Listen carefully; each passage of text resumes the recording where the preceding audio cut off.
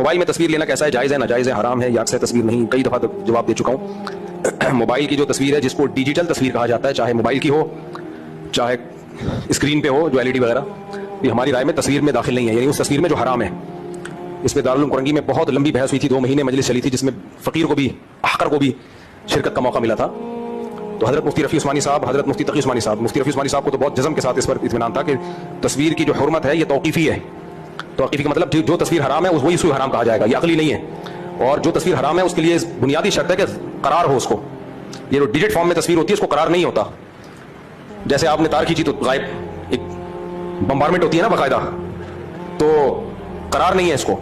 تو جیسے جیسے تصویر میں قرار پیدا ہوگا اس کی حرمت بڑھتی چلی جائے گی. تبھی سب سے زیادہ حرام تصویر مجسمے کی ہوتی ہے جس کا سایہ ہوتا ہے، اور سب سے کم حرام وہ ہوتی ہے جو پیپر پہ آپ نے پرنٹ نکالا ہے.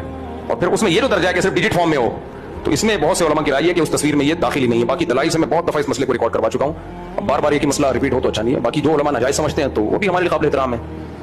اور ایک اہم بات یہ بھی ہے کہ اگر یہ حرام ہے بھی تو جس حدیث میں تصویر کو حرام قرار دیا گیا ہے اسی میں کتا پالنے کو بھی حرام قرار دیا گیا ہے. تو کتا پالنا تو ضرورت کے وقت جائز ہے، صرف شکار کی ضرورت کے لیے بھی جائز ہے، حالانکہ وہ کوئی بہت بڑی ضرورت تھوڑی ہے.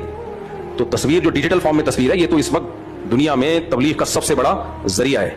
یہ ایسا ہی ہے کہ آپ میڈیا کی دنیا میں جب انگریز جہاز اور میزائل استعمال کر رہا ہو، آپ غلیلوں سے لڑ رہے ہو، تو میڈیا کی دنیا میں جو مقابلہ ہوگا نا وہ اس میں نہیں ہوگا کہ آپ کے سامنے کتنے لوگ بیٹھے ہوئے ہیں.